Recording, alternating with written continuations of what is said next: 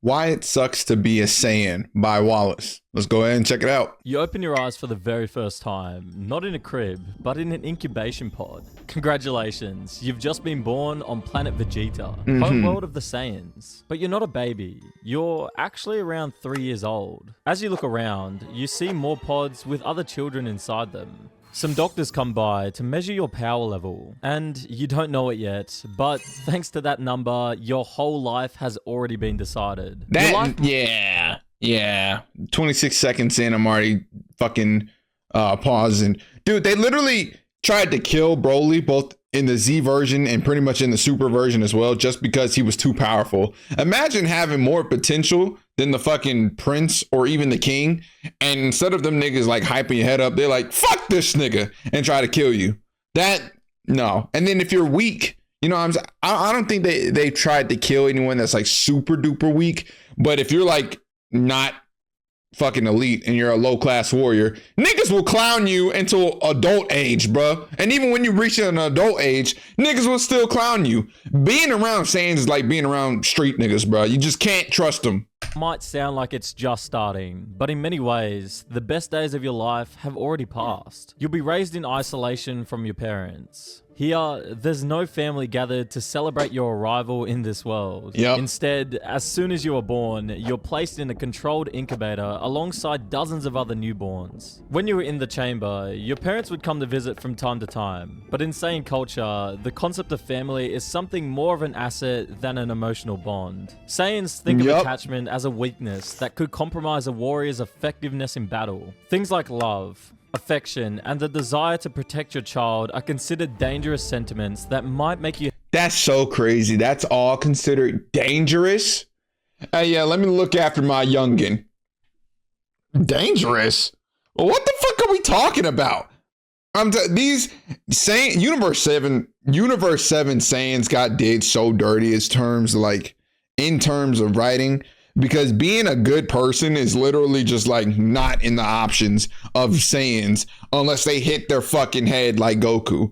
That insane. Hesitate when you should be striking without mercy. While your parents may be there as you grow, don't expect them to show any kind of affection. Your childhood is a training into a warrior culture, and you'll do it completely alone. You were put in an incubator until your body could resist the conditions of the planet. Combat training begins almost as soon as you can walk. You're thrown into situations where you have to fight or be killed. This has an impact on your mind, and it's exactly what the system wants. You learn that violence is normal, and that your value as a person depends on your ability to kill others. Training is hard, and it's designed to break anyone who can't survive it. If you're too weak to handle the training, then you're too weak to be a warrior, and the Saiyan race is better off without you. And they'll kill you. If someone dies on training, you don't see it as something tragic. Instead, you just continue with the program. Oh God, like this nigga was weak as fuck. And that nobody is coming to save you if you can't save yourself. But at least you're lucky, because if you were one of the weaker children, you'd be sent on a mission earlier where your training would be trying to survive while you fight on another planet. You grow up in a culture where you only have comrades instead of friends. You might train and fight alongside someone for years, but you don't know much about them. And then they can fucking die 2 seconds later, and then you'll never hear from them ever again. It's actually so crazy. That is insane. Also, I didn't realize this video is 20 minutes long, dude. I thought it was like a 12-minute video. It's gonna be a long ass reaction, bro. It's gonna be a long ass reaction. The only thing you know is that everyone has the same desire as you, to fight. Because your whole culture is all about being a warrior that dominates other species, you and everyone else on the planet grow with a huge sense of pride. The Saiyans have a hierarchy of power that rules their society. Your power level is 1200, which puts you in the category of a low-class warrior. I'm gonna say that's a pretty shitty power level for Saiyans. But your category is more than just a title.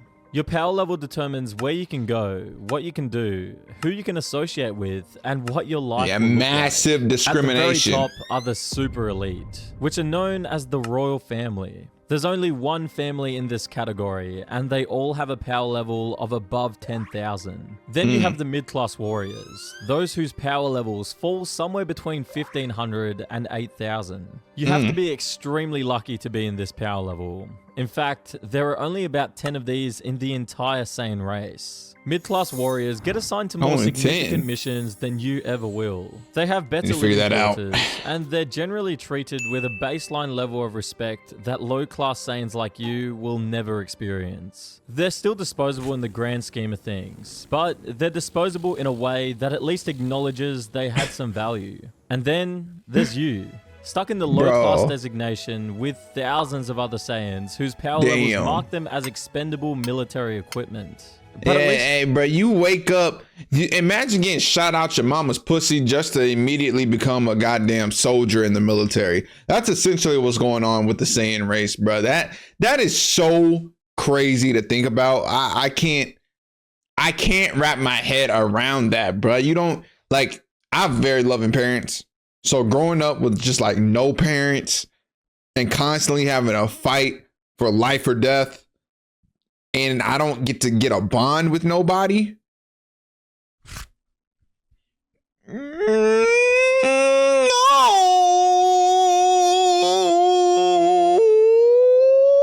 you're considered something. In this system, children with a power level below 1000 can't even try. These children aren't worth the resources it would take to train them. So these low-power babies are designated as infiltration babies, placed in space pods while still infants, and launched towards distant planets identified as weak enough for them to conquer on their own. The baby lands on the planet. Frieza was hopefully cooking survives when he killed the initial Saiyans. landing, grows up wild and isolated, Although and it was eventually Beerus' idea. exterminates the native population. Once the planet is cleared, the now adult Saiyan signals for pickup, and the world is sold on the galactic market. The infiltration baby program has an extremely high mortality rate. Most of these children die. Many arrive on planets that turn out to be way more dangerous than anticipated. Some may fail to access their Saiyan strength quickly enough, or pods malfunction, causing them to perish in the vacuum of space. Some become feral, their Saiyan instincts twisted by complete... Where is this nigga getting this information from? I feel like some of these parts have not been discussed unless they're like in deeper mangas or light novels or some shit. As far as the anime, I don't remember this being mentioned at all. Isolation into something that's neither fully Saiyan nor fully integrated into their adopted world. They live and die alone, without a name. Your power level of 1200 saved you from this fate, but that doesn't mean you'll have a normal life. Elite Saiyans don't associate with low-class warriors unless absolutely necessary. Mid-class warriors might acknowledge your existence if you're serving on the same mission, but they're not going to treat you as an equal. Your entire social world consists of other low-class Saiyans, people who are just as trapped in this system as you are, all of you bonded by shared insignificance rather than any genuine connection. Why is everybody around this nigga bald and he the only one that got a cut? Hey, yo, unless this nigga got a dick on his head, but that might just be a door in the back. But other than that, yeah, all these niggas is bald. Nuke the entire squad right here, bro. A squad full of bald niggas, y'all destined to fail. Also, I'll be right back. I need to go take a little nap because I keep yawning. I just got off work, so yeah. Alrighty, I'm back and it feels like my meat just got energized with a whole can of Red Bull. Let's get back into this fucking video. The worst part is that it'll never change. Saiyans can rarely increase their power level. Every mission that you're sent on will match your power level. So you will never face a real challenge that'll make you stronger. Even if you train extremely hard during the missions, it'll still be the same. The rare exception to this rule is so unusual that it becomes legendary. But even then, the social stigma of being born low class never fully disappears. Yeah. You can get stronger, but you can never quite escape where you started. While you On top of that too, I think this guy's gonna touch in on it. But if you're born with like a shitty ass haircut, that's your hair. That's it. There's nothing you can do. Saiyan's hair don't change since the day that they're born. And yeah, so my nigga, if your hairline is receding and you looking like goddamn, I don't even know, LeBron, but like 20 billion times worse, Hey, it's time to go ball. Cut your shit off, my nigga. Warrior, the physical burden of being a Saiyan hits you every moment of every day. Starting with the simple fact of the planet's gravity. At 10 times the gravitational force of most habitable planets, your home planet is like a training ground that never stops challenging your body. Even with your years in the incubation chamber to prepare your body, your muscles, bones, and cardiovascular system are all under constant strain. Every movement requires more effort than it would elsewhere. Yeah, probably be feeling sore as hell. Walking is harder. Even breathing becomes a challenge. Your body adapts to this with high muscle density. Your muscles are more compact and powerful than those of most other species, allowing you to move freely in such a harsh environment. But this advantage doesn't come without a cost. The metabolism required to maintain such dense, powerful muscles is absolutely brutal. Your body burns through calories at a rate that would be considered impossible in most species. You need to eat constantly, consuming quantities of food that would seem absurd to anyone watching. That explains why Saiyans eat so much. Saiyans can eat a lot. And as you've seen in Dragon Ball Z, these niggas are cannibals too, so I don't think this would be a problem. Eating won't be a problem. A normal meal for you might contain enough calories to feed a family of humans for a week. And even then, you'll still be hungry again in a couple hours. In practical terms, this means that an enemy capable of cutting off your food supply has found your critical weakness. That means that prolonged battles in environments where food is scarce becomes your worst enemy. Your greatest physical advantages are inseparable from a vulnerability that can be exploited by anyone who understands your biology. On the outside, your body is basically the same as a human, but with a tail that extends from the base of your spine. It helps with your equilibrium, but it's also another advantage that feels more like a weakness. Your tail is actually quite sensitive, and when grabbed or squeezed, it causes immediate incapacitating pain while Yo, imagine, you know how like when Saiyans get their tails grabbed, they immediately go weak? Imagine like, you know, your significant other or your girl, I got a girlfriend, she like makes your dick bust open, you know, you bust a fat nut and she grabs your Saiyan tail at the same time. That shit probably feels like your soul is getting sent to heaven and then to King Kai at the same time. That shit has to feel so like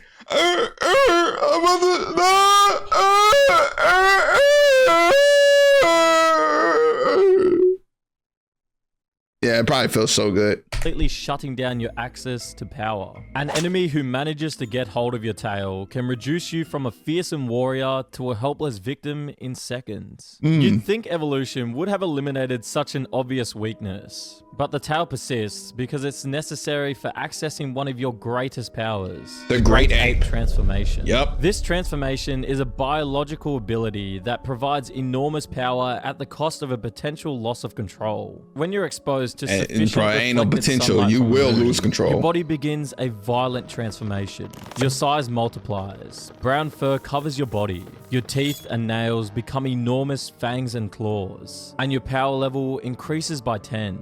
For someone with your power level of 1200, that means jumping to 12,000. A massive boost that makes you capable of destroying much more powerful opponents. But here's the thing about the Great Ape form. You're not really in control. Low-class Saiyans like you typically lose all consciousness and rational thought during the transformation. You become a berserker, a mindless monster that attacks everything in sight, regardless of whether it's a friend or foe. If you transform, you could kill your enemies, but also other Saiyans. Elite Saiyans can sometimes maintain consciousness. Okay, well, okay, hold on. To be fair, in the Z Bardock special, I know it's no longer canon. I don't know why I'm so yawning. What the fuck? Oh my god. In the Z Bardock special, they literally, Bardock's whole squad is like low class warriors, and every single one of them turned into great apes and they didn't harm each other at all. So, you know, that's just giving it some contrary. Training. But for the rest of the Saiyans like you, the full moon is a threat rather than an opportunity. Even so, low-class warriors have their tails removed permanently after a transformation goes wrong, accepting the loss of that potential power in exchange for never having to worry about becoming an uncontrollable monster again. When you're around 11 years old, you're sent to your first mission to conquer a planet along with other survivors of the training. When you arrive, you notice that your body and everything around you feels lighter. You're faster and can carry tons of weight easily. Because of your training and the gravity, you're stronger on other planets. You're confident that you could take everyone on the planet on your own. But you learn your first lesson. The Saiyan race is one of the strongest, but that doesn't mean that the others are weak. You and your comrades erase the majority of life on the planet. Damn. But you end up hurt, tired, and lose your consciousness. You wake up in a recovery chamber on your planet, but you notice something different. Your body has another unusual property. And you butt-ass naked. Some nigga got you undressed in a pod. Level after recovering from near-fatal injuries. The more severe the damage, the greater the power increase. It's an adaptation that makes perfect sense for a warrior species. Every battle that doesn't kill you makes you stronger, creating a population that grows more powerful through surviving combat. But the mechanism has a dark side that shapes how Saiyans approach training and combat. They want to get in a near-death experience. Isn't through disciplined practice or technique refinement. It's through getting hurt. Badly. And repeatedly. The Zenkai boost rewards self-destruction. So you start to see value in injuries that bring you close to the edge of death. Because you know that if you survive, recovery will only make you stronger. You begin to seek out fights against opponents who are more powerful than you are. Not because you're confident in their ability to win, but because you want to be more powerful. You want to get that power boost, nigga. Your own near deaths. Yeah, you literally have to become a whole masochist. I feel like I'm pausing every 2 minutes. Holy shit. But yeah, you have to become a masochist if you were a Saiyan, which is not really hard to do because Saiyans, it's in their DNA, that they love to fight. But like still, man, you gotta let a nigga step on your balls, punch you in the jaw, shit on you with some painful stuff. Like it's bad, son. I hate experiencing pain. Allies or medical staff hurt you to the edge of dying before healing you, creating artificial Zenkai boosts. Over time, you develop a strange relationship with your own mortality. Death becomes less frightening, not because you're brave, but because you've been conditioned to see it as just a failure state in a gamble you're taking for power gains. But the worst part is, the Zenkai boost becomes less and less efficient with time. After a certain point, the boosts become less significant. All that suffering, all those near-death experiences eventually stop providing meaningful gains. But by then, the damage to your psychology is already done.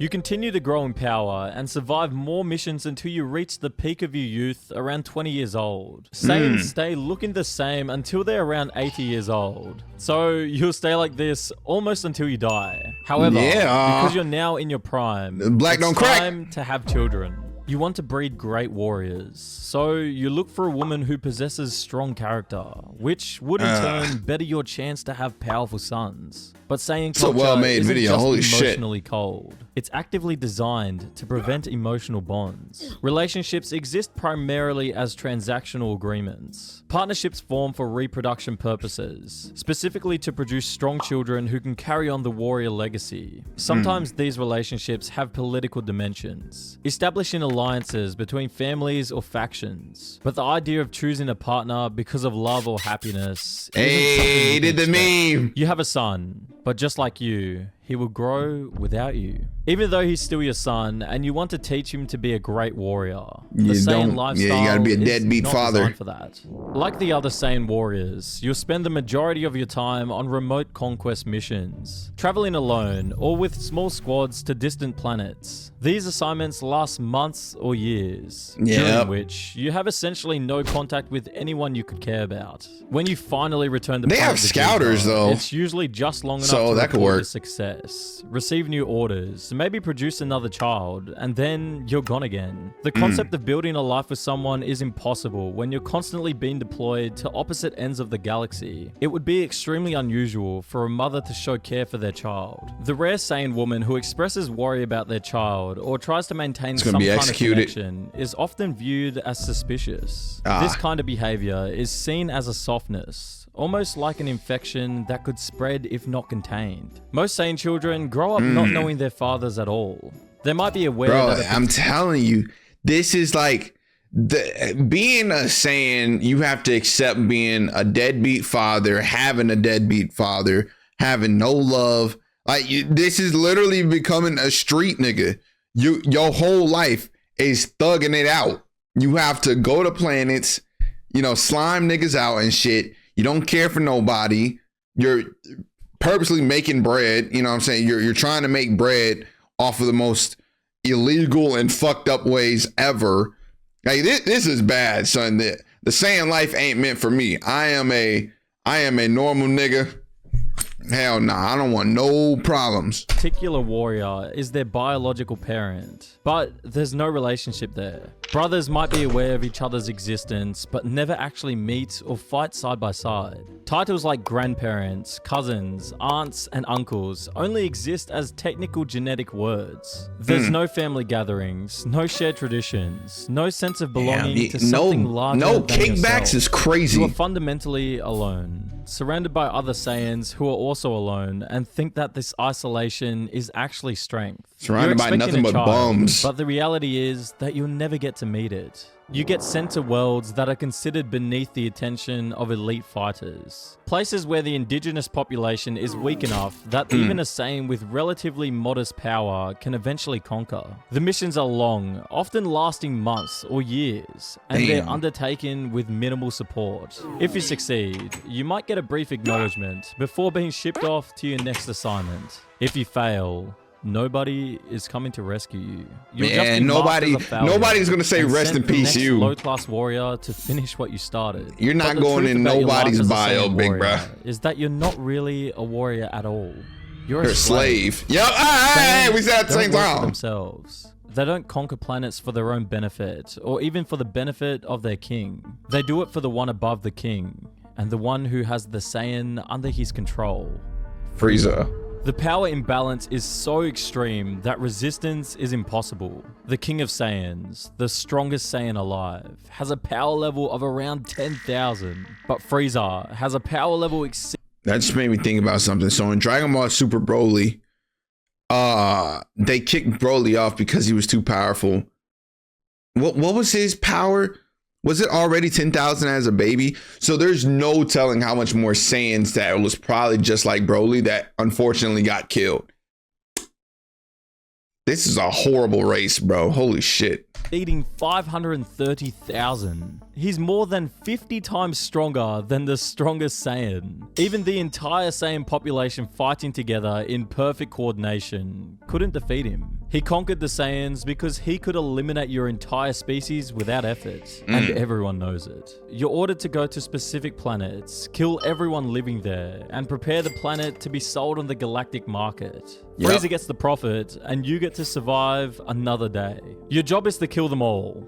Every man, woman, and child. Destroy their cities, eradicate their culture, eliminate any trace that they ever existed. Yeah, then you literal wait around space to confirm terrorist. that the genocide is complete before signaling that the planet is ready for its new owners. Some Saiyans cope with this by convincing themselves that the species they're exterminating is somehow lesser. Others simply just stop thinking about the moral implications at all and start treating it like any other job. But you can't completely suppress the reality of what you're doing. You're murdering entire civilizations for someone else's profit. You're not a warrior engaged in honorable combat. You're an exterminator, so real estate can be sold. And the only reason you keep doing it is because refusing means your own death, and possibly the death of every other Saiyan. Look, man, look. I know niggas are probably going to see this and be like, stop bringing race into it. Even though this whole video is about fucking race. Saiyans being oppressed by a strong white man. The nigga tree is strong within this video, bro. I look, man. I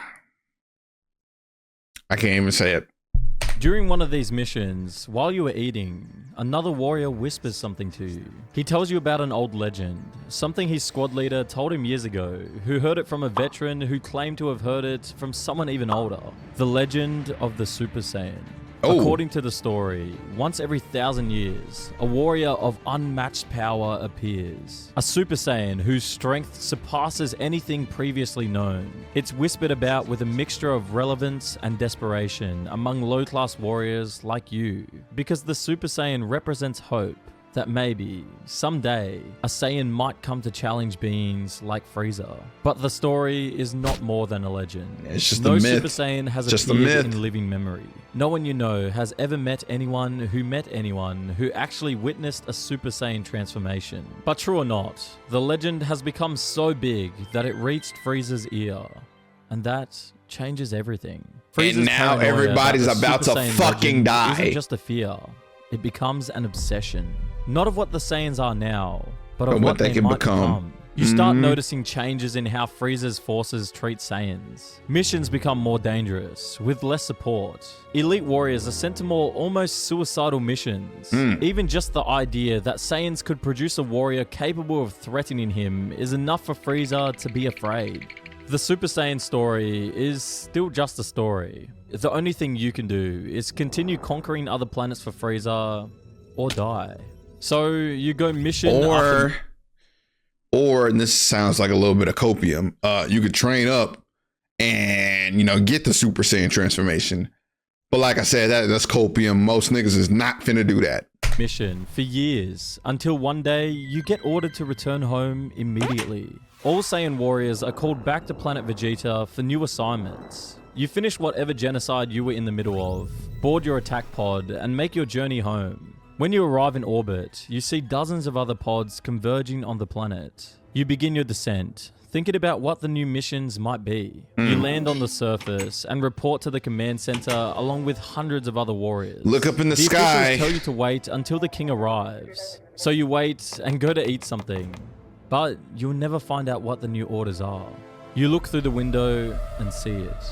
A massive ball of energy that looks like a second sun.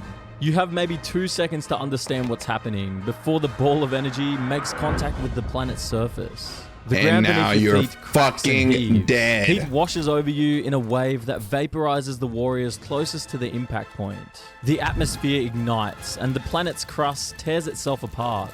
You try to fly and escape, but the explosion is faster than your reaction. In those final moments when your body begins to disintegrate, you understand what's really happening. Frieza has ended the threat. The Super Saiyan legend that gave your people a hope has instead triggered your extinction. In less than 1 minute, you're dying along with your planet and your entire race. Your life doesn't flash before your eyes because there's nothing worth seeing. No loving family or meaningful moments. Just training, missions, and the constant reminder of serving a master who saw you as disposable. That is your last moment. The Saiyan race ends not with a battle, but with an execution. And you die knowing that everything you did was for nothing. A very painful death. A very painful death. Oh, that's it. Oh, okay, bet. Yeah, so that was why it sucks to be a fucking Saiyan. Yeah, you definitely don't want to be a Saiyan at all. My God, dude, having a life like that just to die horribly, no love, no friends, not really any fun memories. Yeah, my nigga, I ain't gonna lie. I'd just rather put the fries in the bag and go kick it at McDonald's. But that was a great video. Stay tuned for some more.